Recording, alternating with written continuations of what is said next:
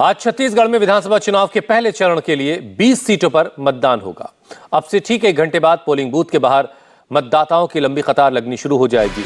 लेकिन वोटिंग से ठीक पहले महादेव बेटिंग ऐप और सीएम भूपेश बघेल का कनेक्शन सामने आने से छत्तीसगढ़ में सियासी बवंडर आ गया है। बेटिंग ऐप के मालिक शुभम सोनी के खुलासे के बाद बीजेपी सीएम बघेल से इस्तीफे की मांग कर रही है। वहीं मुख्यमंत्री इसे बीजेपी और ईडी की साजिश बता रहे हैं। इसी बीच सौरभ चंद्राकर और रवि उप्पल ने स्टेटमेंट जारी करके कहा कि शुभम सोनी महादेव बेटिंग ऐप का मालिक है और इस पूरे मामले में उन्हें फंसाया जा रहा है।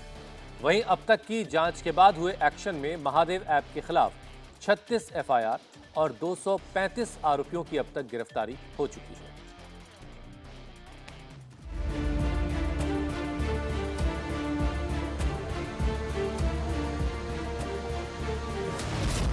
नोटों की बारिश और चुनावी शोर, इस वक्त छत्तीसगढ़ में इसी का कॉकटेल चल रहा है। आज छत्तीसगढ़ में पहले चरण के लिए वोट डाले जा रहे हैं। 20 सीटों पर 40 लाख से ज्यादा मतदाता अगले 5 सालों के लिए छत्तीसगढ़ का भाग्य लिखने जा रहे हैं। लेकिन वोटिंग से ठीक पहले छत्तीसगढ़ में सत्ता के लिए हुए सट्टे के खेल ने मुख्यमंत्री भूपेश बघेल की कुर्सी को हिला डाला है। खुद को महादेव बेटिंग ऐप का मालिक बताने वाले शुभम सोनी ने सरकार और सट्टेबाजी के पूरे सिंडिकेट की पोल खोल कर रख दी है। हमारे बघेल साहब, बिट्टू भैया और उनके जो लोग हैं, उनको मैंने 508 करोड़ रुपए दिया है। उसके बाद भी मेरा काम नहीं हो रहा है, मेरे काम में डिस्टर्बेंस हो रहा है इतना ज़्यादा। मैं इतना परेशान हो गया हूँ इस सिस्टम से, अब क्या करूँ समझ नहीं आता है। मैं अब फंस चुका हूँ इस पॉलिटिकल सिस्टम में, मैं इससे बाहर निकलना चाहता हूँ। मैंने जैसे जैसे पैसा उनको दिया है, हर चीज़ का मेरे पास एविडेंस प्रूफ, हर चीज़ एक चीज़ पड़ा हुआ है। शुभम सोनी के इस खुलासे के बाद रायपुर टू दुबई खलबली मची है। शुभम सोनी के वीडियो बयान के बाद महादेव बेटिंग ऐप से जुड़े सौरभ चंद्राकर और रवि उप्पल ने एक बयान जारी करके कहा है कि उन पर लगे आरोप पूरी तरह से निराधार हैं। ये स्पष्ट करना भी जरूरी है कि इन पैसों के भुगतान के लिए जिम्मेदार व्यक्ति के रूप में हम दोनों का नाम गलत तरीके से पेश किया जा रहा है। हम दोनों ऐसे किसी भी लेन देन में शामिल नहीं हैं। मामले की सच्चाई सामने लाने के लिए एक स्पष्ट जांच की जरूरत है। लेकिन छत्तीसगढ़ के गांव से लेकर सीएम दफ्तर तक एक ही चर्चा है कि वो 508 करोड़ कहां गया। बीजेपी मुख्यमंत्री से इस्तीफा मांग रही है, वहीं भूपेश बघेल इसे बीजेपी की ही साजिश बता रहे हैं। तो भारतीय जनता पार्टी का एक विंग है, ईडी वो पकड़ती है। अब दूसरी बात कि अभी तक के सौरभ चंद्राकर और रवि उप्पल को ही मुख्य खिलाड़ी मान रहे थे। अब एक नया आदमी आया है जिसका मेल, पहले तो मेल आता है। वीडियो जो है बीजेपी ने जारी किया है ना, और प्रेस नोट है ईडी ने जारी किया। तो मतलब कितना बढ़िया संबंध है।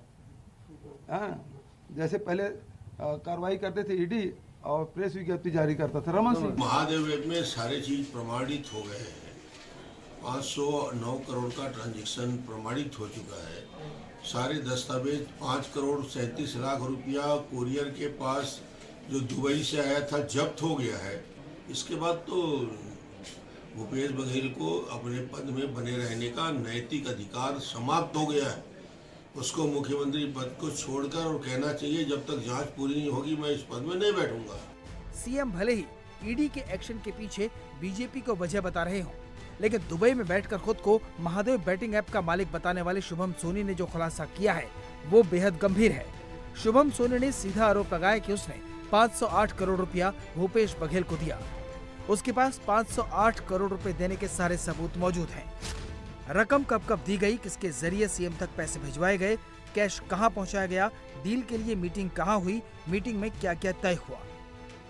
शुभम सोनी के खुलासे के बाद जहां भूपेश सरकार कटघरे में है, वहीं बीजेपी और कांग्रेस आमने सामने है। दोनों ही पार्टी के अध्यक्ष एक दूसरे पर गंभीर आरोप लगा रहे हैं।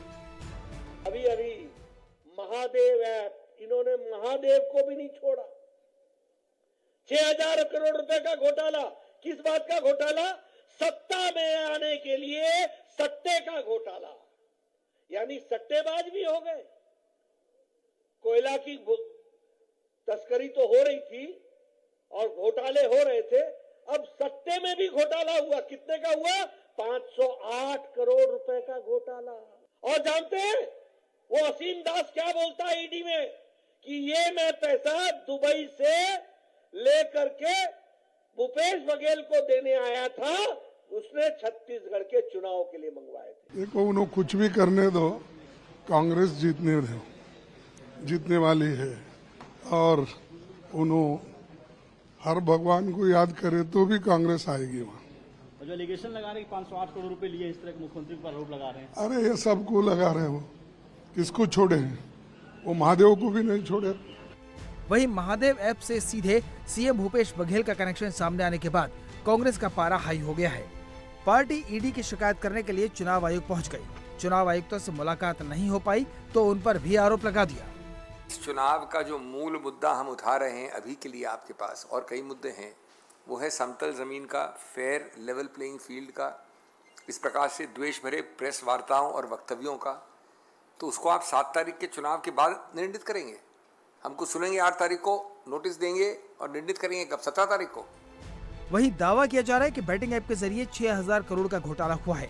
ईडी की सिफारिश पर केंद्र सरकार ने महादेव ऐप समेत कुल 22 बैटिंग ऐप और वेबसाइट्स को बैन किया है, लेकिन बैन लगने के महज 12 घंटे के अंदर ही बैटिंग ऐप ने डोमेन नेम बदलकर फिर से बैटिंग शुरू कर दी। सट्टा कंपनी ने ऐप से जुड़े लोगों को यहां तक बता दिया कि ऐप यूजर्स नए डोमेन में पुराने लॉगिन और पासवर्ड से ही बैटिंग कर सकते हैं। यानी सरकार भले ही एक्शन ले रही हो, लेकिन महादेव ऐप के सट्टे का कारोबार आज भी बदस्तूर जारी है।